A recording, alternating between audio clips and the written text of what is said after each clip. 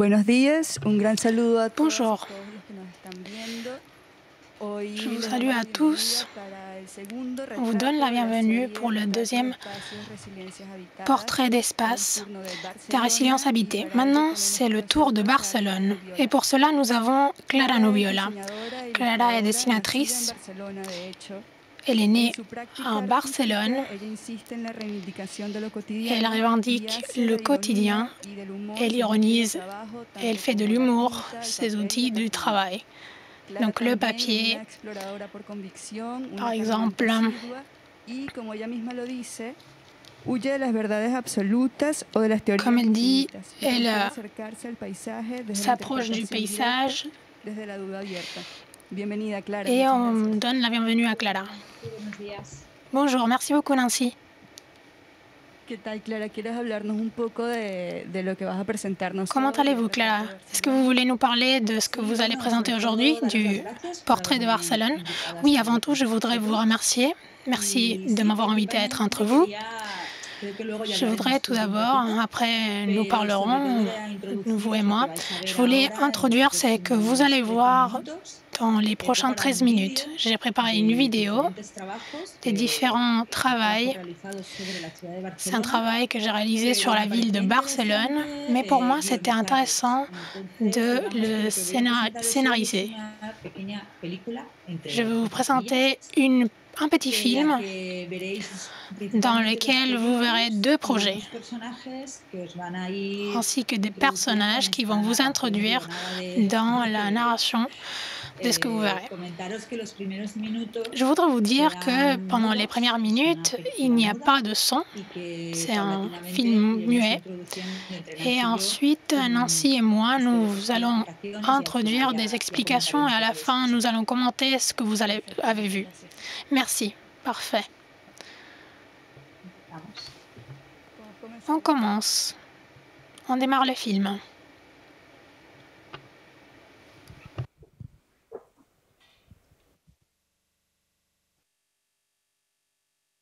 Hay que ponerse el cinturón, ¿eh? Il faut mettre la ceinture de sécurité.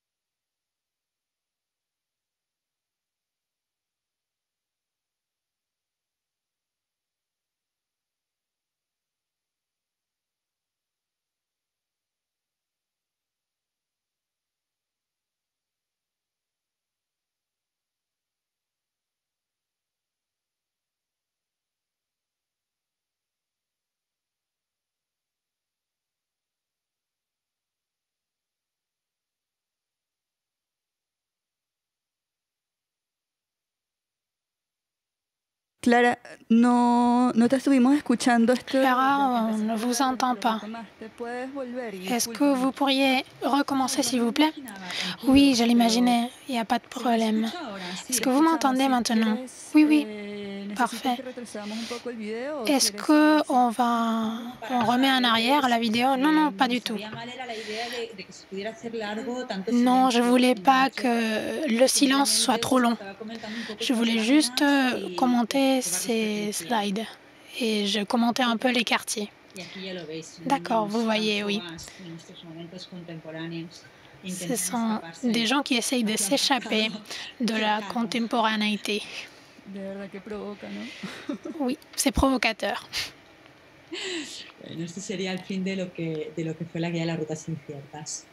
Donc ça serait la fin des guides des itinéraires incertains.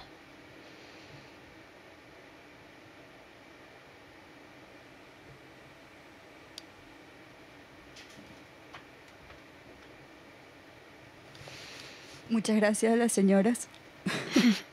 Merci aux femmes. Merci à Rogelio aussi.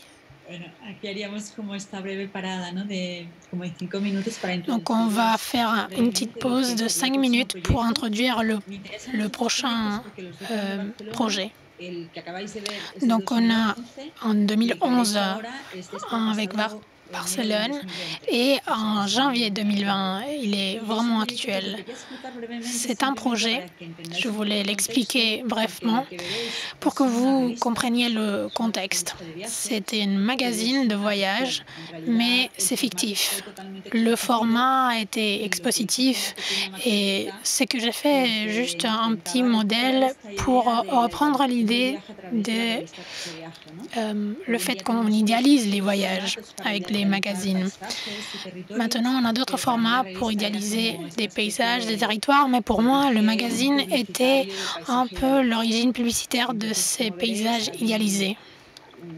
Donc, comme vous voyez, il y a un ensemble d'images de Barcelone qui nous font réfléchir sur l'image que nous transmettons aux visiteurs et de quelle manière les piétons et les citoyens vivent leur propre ville.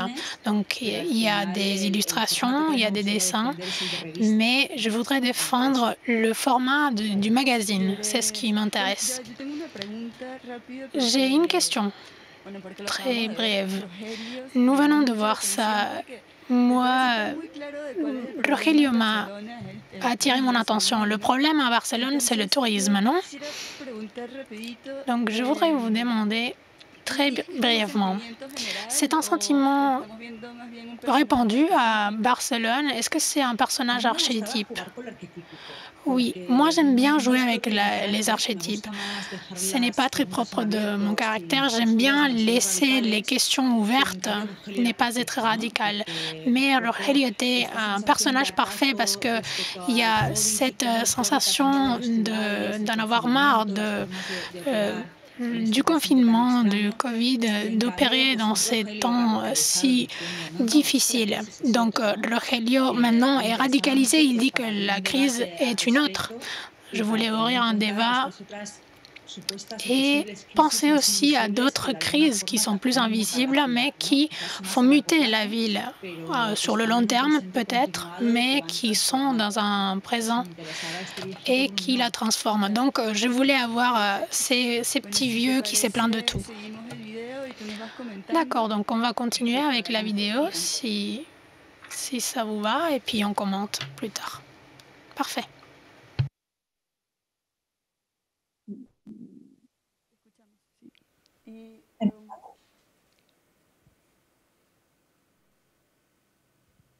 No lo veo, el vídeo, no sé si ha empezado. La vidéo a commencé, je ne le vois pas. Oui, elle a commencé. Tu ne la vois pas.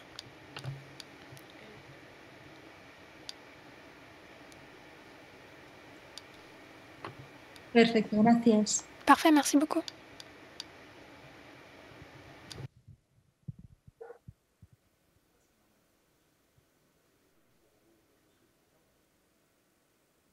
Bueno, como veis es esto, ¿no? Me interesaba mucho en este proyecto. Donc, comme vous voyez, ce qui m'intéressait dans ce projet, c'est de revendiquer plusieurs regards d'un même endroit. Donc ça, c'est le premier article de l'exposition, le premier article du magazine.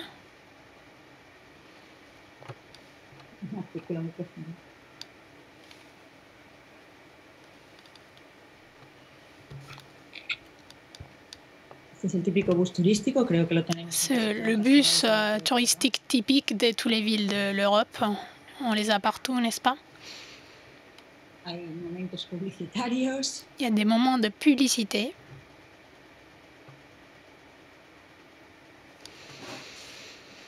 Et celui-ci, je ne sais pas si vous le comprenez vraiment, on a repris tous les textes des articles très idéalisés des magazines et nous les avons mis ici avec les phrases les plus archétypiques pour que chacune et chacun puisse le compléter de la manière qu'il souhaiterait.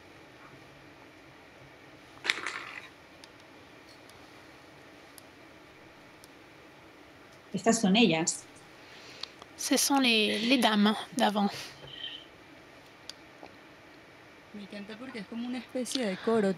J'adore parce que c'est comme une chœur.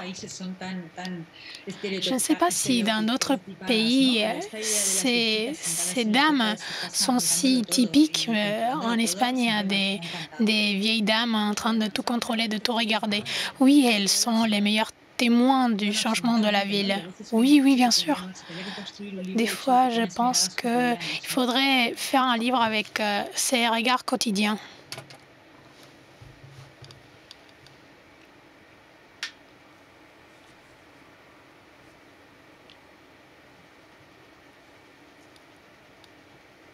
Clara, Clara, est-ce que ces paysages sont tous fictifs ou est-ce qu'il y en a certains que tu as créés? Non, ce sont des paysages réels. J'ai pris mon quartier, la partie qui fait le plus partie de mon quotidien, et avec Google Maps, j'ai repris des locaux qui sont disparus. Donc, moi, j'ai voulu faire hommage à ce genre de locaux. J'habite dans le centre de Barcelone et le rythme de disparition des locaux est incroyable. Et nous avons un peu ces sens-là de disparition. Donc, ici, nous voyons aussi les cartes postales qui me sont très chères. Je ne sais pas si vous pourriez toutes les comprendre, ceux qui n'habitent pas à Barcelone, mais je pense que ce sont des choses qui arrivent dans d'autres villes de l'Europe aussi. Pour moi, ça a été vraiment... ça fait des ravages parce que pour moi, je crois que dans certaines villes, il y a des endroits qui disparaissent. Pour moi, c'est aussi intéressant de voir le Catalan qui offre des visites à son appartement pour que vous voyez vraiment la maison catalane, parce que d'autres sont colonisés déjà. Donc voilà, là c'est eux, c'est moi, en couleur.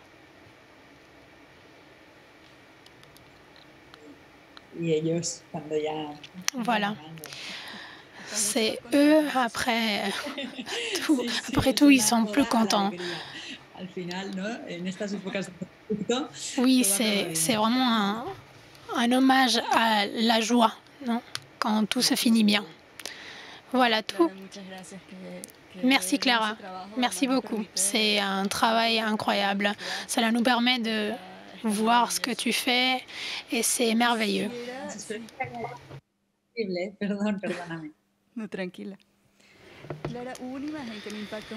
Une image qui m'a frappé, Clara, c'est l'image du Raval, un quartier de Barcelone où on voit un espace un peu mortuaire avec un corbeau. On sait très bien ce que ça signifie aujourd'hui, un corbeau. On voit aussi ces touristes qui consomment cette tragédie comme si c'était un spectacle. j'ai fait quelques petites recherches pour savoir ce qui se passe en ce moment au Raval et j'ai vu beaucoup de choses qui se passent en ce moment dans ce quartier du Raval avec des coupures d'électricité. On a pu voir la situation actuelle du Raval. Donc j'aimerais te demander ce qui se passe aujourd'hui, s'il y a une politique de réhabilitation du quartier. Bon, alors moi je suis très mauvaise en ce qui concerne le fait de théoriser des choses concrètes. Moi, c'est tout simplement mon avis subjectif en ayant visité ces espaces. Parce que vraiment, je ne sais pas faire ça. Je ne sais pas m'informer et être au fait de tout ce qui se passe sur tel ou tel sujet. Et je pense qu'il y a beaucoup de façons différentes de s'intéresser à un sujet. Évidemment, le quartier du Raval a beaucoup souffert du tourisme à Barcelone. Et bien sûr qu'il y a beaucoup de points de vue différents. Et grâce au tourisme, il y a aussi du travail qui a été apporté, des choses positives bien sûr. Mais ce qui m'intéresse dans ce quartier du Raval, c'est de pouvoir avoir ce double regard, ces contradictions dont souffrent ces quartiers quand un quartier qui a un poids historique très fort dans l'histoire d'une ville et une personnalité très forte et devient un produit d'appel touristique. Et où, pour un hôtel, il faut avoir la vue sur ce quartier, eh bien, on peut se dire, bon, ok, c'est fantastique, il y a une perte de densité, une perte d'insécurité, et il y a aussi plus de pluralité. Mais moi, j'aime bien quand même envoyer cette petite pique sur les contradictions et sur les choses qui peut-être me plaisent un peu plus ou un peu moins. Et c'est pour ça qu'avec ce double article, ce que j'ai voulu faire, c'est les réunir ici, et spécialement pour cette réunion d'aujourd'hui, pour cette conférence, parce que je n'ai pas utilisé le corbeau dans mon exposition. Et c'est ce qu'on m'avait demandé, cette illustration, on me l'avait demandé pour un article. Pour justement dénoncer les souffrances de ce quartier du Raval. Et donc c'est assez fort, justement, la dénonciation qui est faite ici. Et moi, je me suis amusé à faire ça, vraiment, puisque ce qu'on peut voir, c'est que dans le quartier du Raval, il y a des expulsions, il y a des squats et des maisons abandonnées. Et par exemple, quand on voit d'un autre côté les touristes qui peuvent photographier, etc. Et parfois, moi, je me sens offensé, insulté par ça. Et parfois, moi, j'ai pu faire la même chose en tant que touriste quand je me suis déplacé. Donc, bon, on commet tous des erreurs, hein. Évidemment, il y a aussi ce côté, entre guillemets, pittoresque qui peut aussi parfois être prégnant pour les gens qui habitent la ville. Bon, je dirais que c'est un peu tentant, ça se passe de partout. Par exemple, quand je me rends dans le Barrio Alto, et parfois j'ironise un petit peu sur cette classe un peu privilégiée, eh bien, ce qui se passe, c'est que très souvent, on a une tendance naturelle, quand on est touriste, à chercher le côté pittoresque. Et je trouve que parfois, c'est un peu moche de faire ça. Et lorsqu'on se déplace dans des quartiers moins esthétiques, on va dire, plus moches, eh bien, ça aussi, c'est très intéressant. Et c'est typique. Un autre élément intéressant qui m'a, et je dirais même fascinant, c'est que dans ce guide, je dirais qu'il y a un petit peu un côté journal intime qui reflète tes pensées. Je n'ai pas pu tout décrypter ce que je lisais quand j'ai vu avec Philippine, avec les enfants. Je n'ose même pas te demander ce que tu voulais dire par là, mais ça m'a paru très intéressant, cette relation entre le côté intime et ce qui nous est étranger. C'est un petit peu ce que je te disais à propos du quartier du Raval, en fait. Ma posture par rapport au paysage, au territoire, c'est une posture qui essaie d'être invisible et en même temps subjective. Je n'aime pas catégorisé de façon empirique. Ça, c'est quelque chose qui ne m'intéresse pas. Ce que j'aime, c'est plutôt inviter les gens à réfléchir et à penser. Et de ce point de vue-là, c'est un petit peu justement la posture de celui qui se promène. Et c'est pour ça que je te dis que très souvent, moi, je me sens plus proche d'écrivains, d'auteurs qui sont des narrateurs d'espace, comme certains auteurs espagnols il y a quelques années. Et très souvent, ce qu'on voit, c'est qu'on jette un regard différent sur la carte. Ce n'est pas une carte vraiment qui visualise les endroits qui méritent d'être visités. Là, on regarde un petit peu les coins de rue, les bars. Et ce que je revendique ici, ce n'est pas tellement la destination, mais c'est plutôt une façon de transiter de façon personnelle qui nous invite à voyager. C'est comme ça qu'on voyage finalement. Et je pense que justement ce guide des itinéraires incertains nous permet de visualiser ces petits éléments invisibles, et c'est aussi une revendication claire de ce qui va de ce que l'on rate lorsqu'on n'apprend pas à errer dans des rues, à flâner tout simplement, et on peut voyager tout simplement dans notre propre ville. Oui, bien sûr. Et donc ça a du sens, puisque ça nous montre dans ton travail qu'il y a des Barcelonais, et il y en a beaucoup à Barcelone. Et c'est justement très beau de voir toutes ces fenêtres et cette pluralité. C'est absolument merveilleux. Et cependant, on a aussi des touristes, et aussi un certain type de touristes qui arrivent avec une idée préconçue de la ville et avec les lieux qu'ils ont prévu de visiter. Donc là, on parle surtout d'un problème de regard. Je crois que oui. Et c'est lié aussi surtout en ce moment avec la crise de la Covid. Justement, je pense que ça pourrait être assez fantastique d'imaginer les promenades des gens qui flânent dans la ville et qui cherchent justement une liberté dont ils sont privés en ce moment. Et justement sortir de son quotidien, continuer à explorer, pas forcément en allant... ce qu'on faisait avant, c'était aller faire un week-end au ski, aller à Londres, etc. Et en ce moment, on ne peut plus faire ça. En ce moment, c'est plutôt de visiter les quartiers alentours, d'aller à la colline du coin. Ça, c'est des choses qui se faisaient il y a quelques années, quelques décennies. Et c'est ce qu'on va faire aujourd'hui, c'est ce qu'on fait aujourd'hui, c'est ce qu'on peut faire à Barcelone, c'est découvrir et avoir ce besoin de paysage. Par exemple, l'autre jour, j'y réfléchissais et je me disais, mais bon, les gens ne peuvent pas aller chercher la nature, la nature, pas la nature bien ordonnée du centre de Barcelone, c'est la nature de l'extérieur, la nature d'un parc naturel. Je pense que ça, c'est très nécessaire en ce moment, on a besoin de ça. Et je crois que c'est très intéressant de voir comment les gens se déplacent aujourd'hui pour rechercher la liberté qui leur manque hors de l'espace urbain. Oui, c'est vraiment très intéressant. Et je crois que, justement, ce que je voulais te demander, c'est que Barcelone, on voit que c'est une ville en conflit.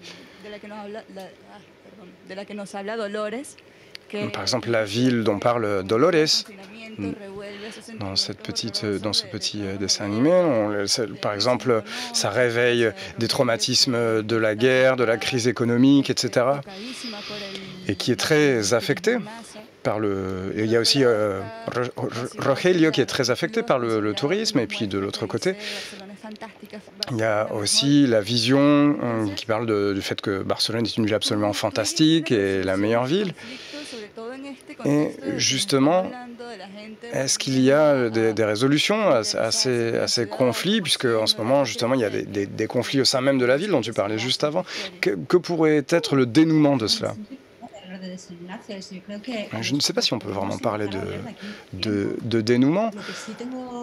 Ce qui est clair pour moi, c'est que Aujourd'hui, c'est sûr qu'on peut redécouvrir notre espace urbain, on peut redécouvrir nos espaces limitrophes, en fait, et ça, c'est très important.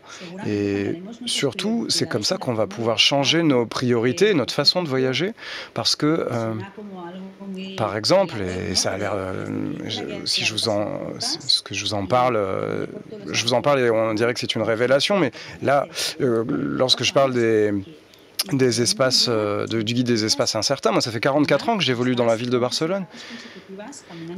Moi, ce que j'ai fait, c'est que vraiment, j'ai pu me balader 11 semaines consécutives, pendant 11 semaines consécutives, au hasard, dans Barcelone. Et c'était mon éditeur qui m'envoyait d'un point à l'autre, et j'y allais sans utiliser Google Maps, simplement en marchant, en flânant. Et finalement, c'est là qu'on se rend compte qu'on voyage finalement. Et on voyage parfois très loin, et parfois même plus loin que si on avait voyagé à l'autre bout du monde. Et c'est exactement ce que tu disais, ce qui change, c'est le regard, c'est la vision sur les choses. On change d'espace, on prend juste un petit carnet et un appareil photo, on s'arrête sur des détails, on rentre dans un bar, et donc on change vraiment, ça change vraiment la vision de notre propre ville. Et donc, on devient un explorateur dans sa propre ville. On oublie les chemins qu'on emprunte tous les jours de façon routinière. Et donc, en fait, on voit qu'il y a des murs dans ce confinement, et on abat et on détruit certains murs de ce confinement. Et justement, ça nous donne envie de sortir, de voir du paysage, de faire de la route. Mais je pense que ça nous aide aussi à comprendre notre ville, à la redécouvrir, à la voir d'un autre point de vue. Et là, c'est vraiment le point de vue de quelqu'un qui peut se déplacer seul dans sa ville, et aussi parce qu'il n'y a plus de touristes. Vous ne vous imaginez pas le fait d'aller au Paseo Real et se rendre compte qu'il t'appartient à nouveau, c'est quelque chose de très fort. Je n'avais pas vécu ça depuis mes 18 ans. Et je ne sais pas si ça va vraiment changer le tourisme, je n'en sais rien.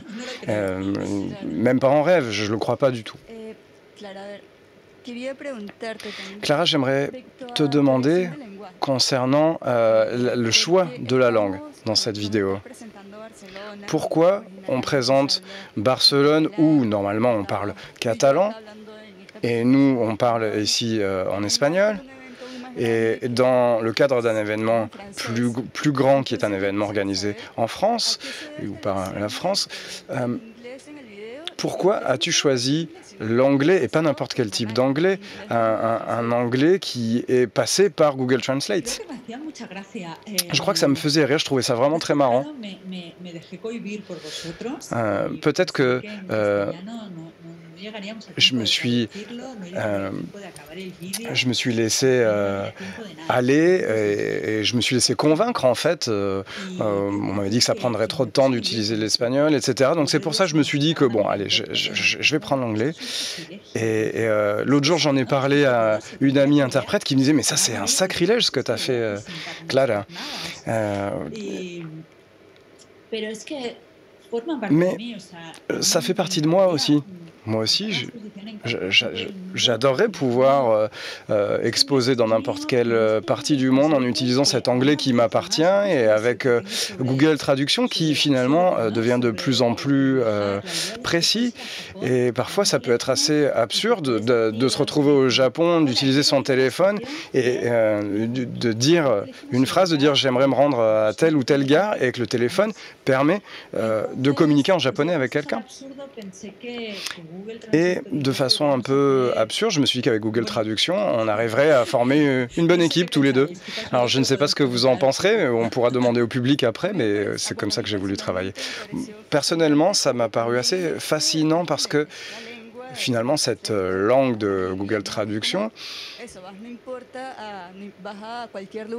si tu te rends dans n'importe quel coin du monde, tu peux communiquer. finalement, c'est un peu l'aéroport des langues, c'est un petit peu impersonnel, oui, totalement. Il a fallu que je rectifie certaines phrases, c'était des expressions en fait, c'était pas des phrases, c'est des expressions toutes faites.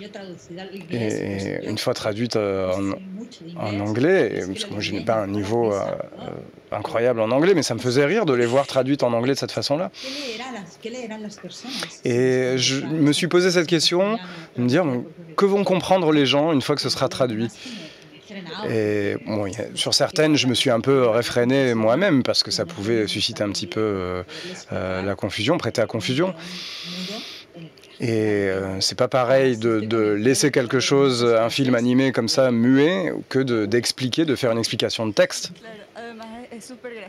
Et en tout cas, c'est très drôle parce que, par exemple, quand on voit ces vieilles dames, et puis Rogelio qui leur parle, j'imagine que ce petit court-circuit entre les personnages que tu imagines en train de parler, et puis cette utilisation un petit peu mécanique de Google Traduction.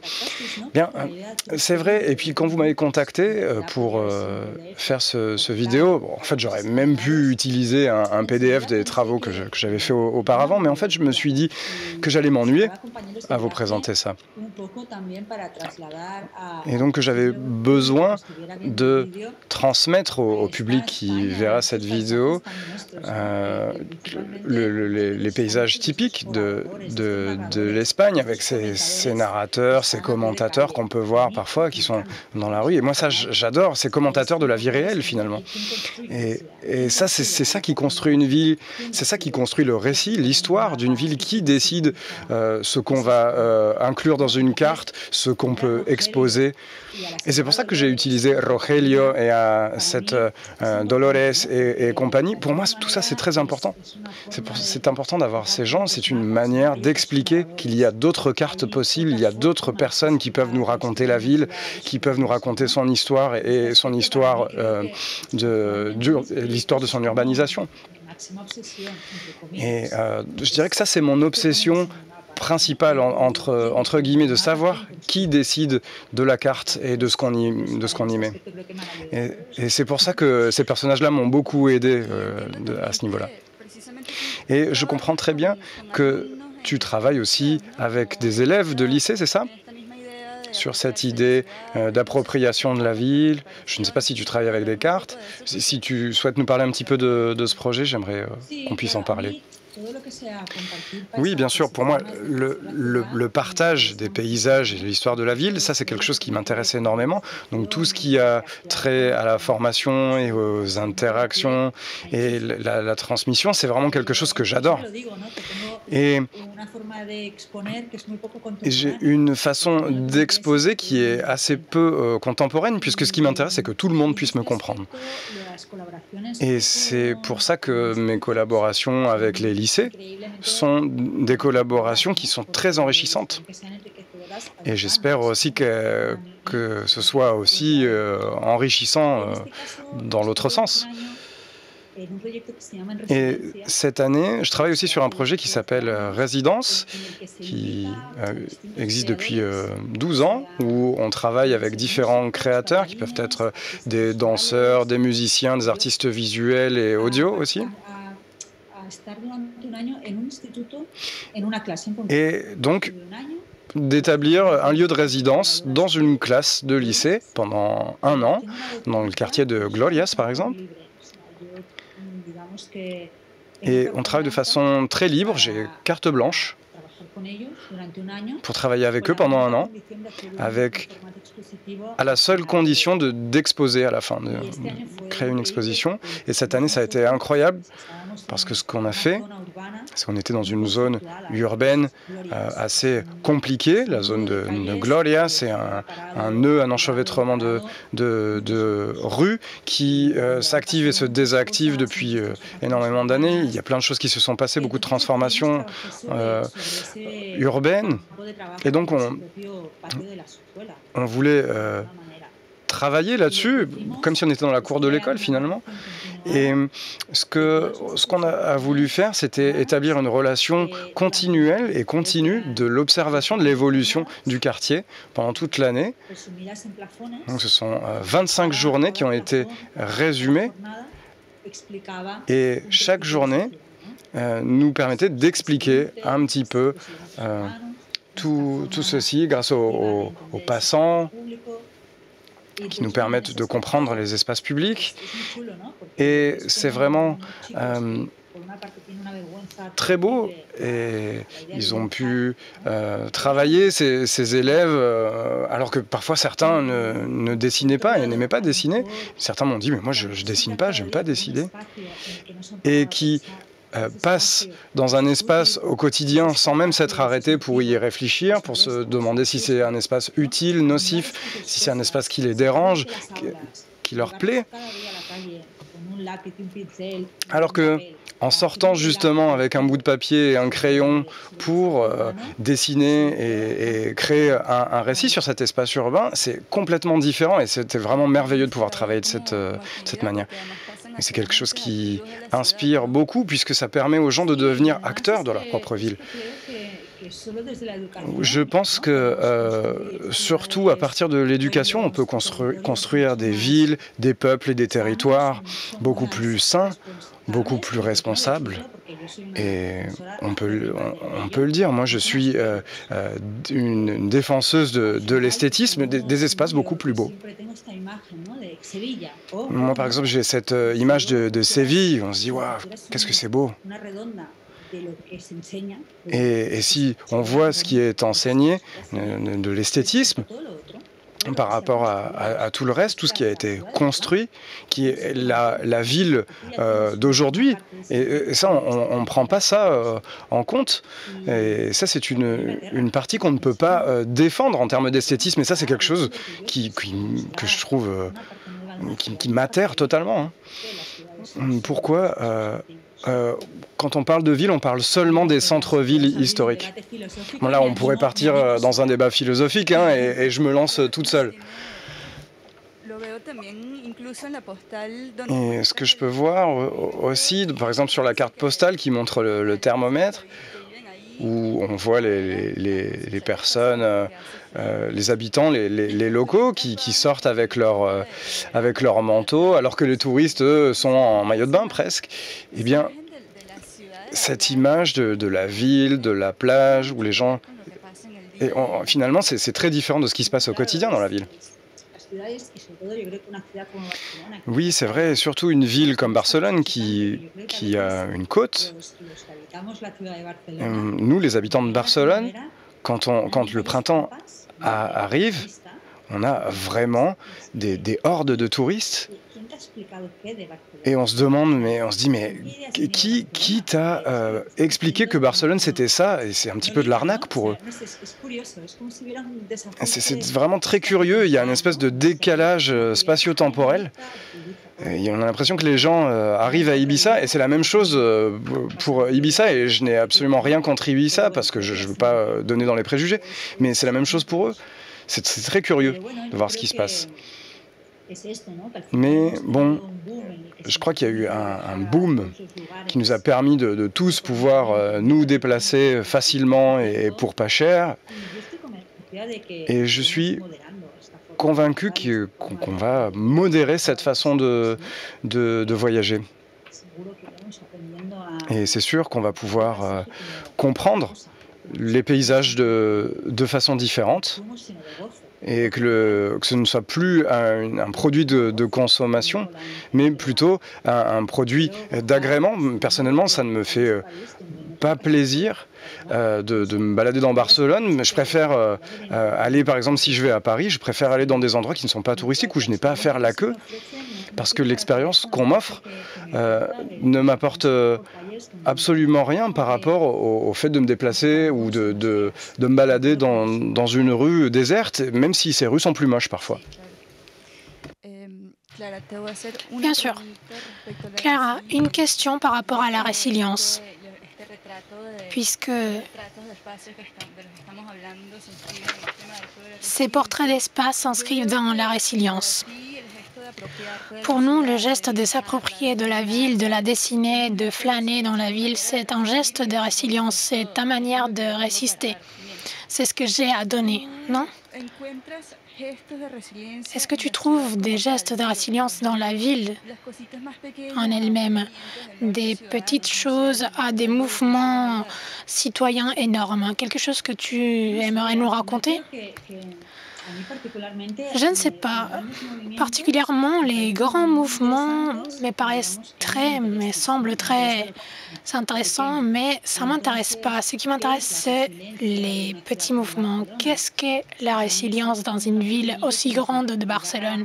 C'est quelque chose aussi petit que, par exemple, le bar de Simone de mon quartier puisse survivre pour que je puisse boire un café avec Candela et José tous les matins. Pour moi, ça, c'est la résilience. Parce que tous les autres ont disparu. Je ne sais pas s'ils ont un nom dans le monde. Pour moi, c'est les Manolos. Ce sont des bars qui sentent l'huile trop utilisée. Donc pour moi, ce sont des bars qui ont disparu vraiment vite. Pour moi, c'est les petites résiliences qui comptent. Elles font partie de notre quotidien.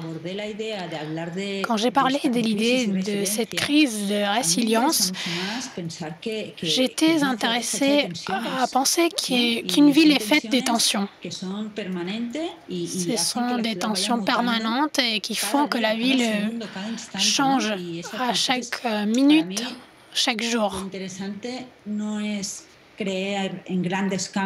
Ce qui m'intéresse, ce n'est pas de croire aux grands changements, mais à tous ces petits changements qui arrivent dans la ville tous les jours. Et penser de quelle manière elle tisse la ville de l'avenir. Donc l'intéressant, c'est de voir, oui, on a une crise avec le tourisme, d'accord. On ne va pas éliminer le tourisme ni aujourd'hui, ni demain, ni après-demain. Nous devons penser de quelle manière cela nous affecte de la manière la plus positive possible. Comment on peut faire que ces tensions entre une chose et l'autre soient les plus modérées possibles, les plus enrichissantes possibles. Bien sûr. Et quand tu nous dessines ces espaces qui ont disparu, tu nommes les personnes qui ont disparu avec eux aussi. On a tendance à oublier que c'est quelque chose de vraiment personnel, c'est humain. Oui, bien sûr. C'est choquant. J'ai fui la ville. J'habitais dans le centre de Barcelone et je ne suis plus dans le centre depuis une année. Ça fait 1 an que je suis partie. C'est curieux parce que moi, j'habitais dans le centre et je me suis rendu compte que les autres quartiers sont encore pleins de personnes et mon quartier est vide. Il y a très peu de personnes. Pourquoi? Parce que les bureaux sont fermés et parce que principalement, il n'y a plus de touristes. Donc, on se rend compte que les familles qui vivent encore dans le centre sont des résilients. Ce sont les résistants, ce sont juste quelques familles qui restent là. Ce sont les petites résiliences, ce n'est pas de l'activisme politique conscient. C'est juste un activisme inconscient. C'est le fait de pouvoir payer notre location tous les mois. Et c'est la même chose avec les bars. Le monsieur du bar ne pratique pas un activisme politique, mais il a juste cette pouvoir de résister parce qu'il y a certaines personnes qui prennent le café au bar le matin. Mais nous ne pouvons pas obliger les personnes à faire en sorte que ça soit comme ça. Le jour où cette personne arrête de servir ce café ou alors il peut louer un autre endroit plus loin, ces bars sera fermé. C'est un petit bout d'histoire. Il y aura une autre histoire après. Donc on doit penser ce que nous sommes en train de fabriquer. Tous les jours, c'est difficile à contrôler. Nous avons une question, Clara. Je vais vous la lire, je vais te la lire en français et tu auras la traduction telle qu'elle est écrite. La ville de Barcelone souffre d'une overdose de tourisme. Avec la situation actuelle, les Barcelonais se rapproprient leur ville et certains trouvent cette situation ainsi positive. Cette idée ne cache-t-elle pas une ambivalence ou un danger de prendre la coercion ou l'interdiction de voyager comme une bonne chose? Le problème du tourisme est-il confronté à la fermeture des frontières ou à l'établissement des décrets de priorité de modulation? Me he perdido la primer minuto. La première minute, je ne l'ai pas entendue. Est-ce que tu pourrais me faire un résumé? Oui, on dit que la ville de Barcelone souffre une overdose. Donc, avec la situation actuelle, excuse-moi parce qu'on a changé. Oui, donc les citoyens s'approprient de leur ville et ils trouvent cette situation assez positive. Donc, excusez-moi, je ne comprends pas très bien la question en fait. Nous n'aimons pas la ville dans laquelle on vit.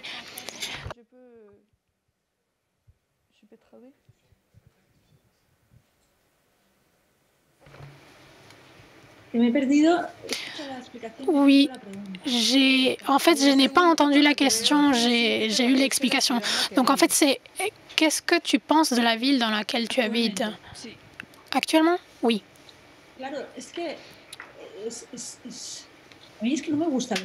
Oui, moi, j'aime pas les extrêmes. J'aime pas les extrêmes. Donc, je pense qu'en ce moment, on vit quelque chose d'extrême. J'en parlais avec mes amis l'autre jour. Moi, je voudrais dire que les touristes me manquent parce que nous nous nourrissons les uns des autres. Le problème, c'est quand on va vers les extrêmes. Nous avons une ville qui est vraiment de consommation de tourisme, qui est prise d'assaut par les touristes. Et ça dépend aussi des quartiers. Mais cette ville, toute vide, moi, je l'aime pas. Je pense que ces passages de personnes nous fait grandir.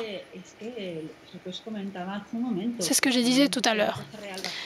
Quand on voit la place Réal vide et de pouvoir s'asseoir tranquillement sans voir des bouteilles vides, aussi des hommes avec le visage tout rouge à cause du soleil, évidemment, c'est vraiment bien.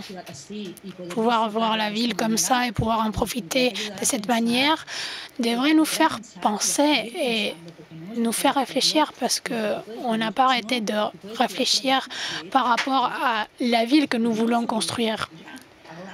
Et pas dans l'avenir, mais maintenant. Oui, bien sûr. Au Venezuela, on dirait qu'il ne faut pas aller dans des extrêmes comme ça. Tout à fait, il y a une expression pour dire ça. C'est ce qu'on disait par rapport aux tensions. On n'aimait pas, mais j'aime pas ça non plus. Oui, il y aura d'autres façons, sûrement. Il y aura d'autres façons de faire. Oui, bien sûr. Les crises, comme par exemple celle de la COVID, font en sorte qu'il y ait des changements qui devraient se produire dans un délai de temps assez long et les crises accélèrent ces changements. Donc cette ville ne va pas rester comme ça, mais c'est vrai qu'elle va peut-être nous aider à changer certains modèles que nous n'aimions pas.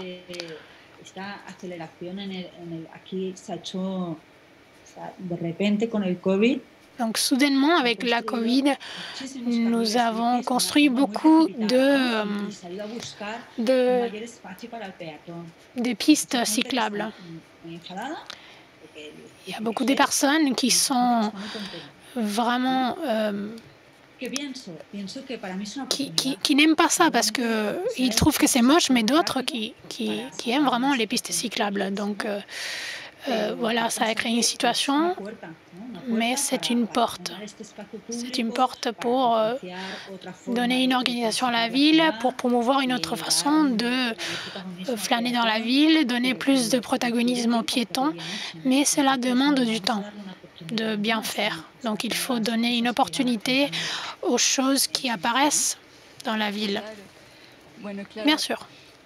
Bon, Clara, nous n'avons pas plus de temps. Je vous remercie. Je vous envoie un câlin depuis Lyon. On voulait vous connaître un peu plus avec ce portrait d'espace. Oui, merci beaucoup. J'espère que vous avez profité. Pour moi, c'est curieux de savoir que nous n'avons pas une ordre du jour, que quelqu'un est devant moi pour en parler de la présentation pendant la conférence. C'est bizarre, mais bon, au moins nous pouvons partager notre travail avec d'autres personnes. Donc merci beaucoup. Merci à toi. Merci aussi au CCCB pour leur collaboration dans ces portraits. Et je profite de cette occasion pour vous inviter jeudi à 8h30 à un autre événement organisé en collaboration avec le CCCB, le Centre culturel d'art de Barcelone, dans la nuit des idées. C'est une conversation entre Johanna Moll et Wendy Elorme. Elles vont parler du corps dans la pandémie et les effets de confinement. Merci beaucoup, Clara. Merci à tous ceux qui nous ont accompagnés pendant cette séance. Merci à tout le monde. Profitez bien de ces journées.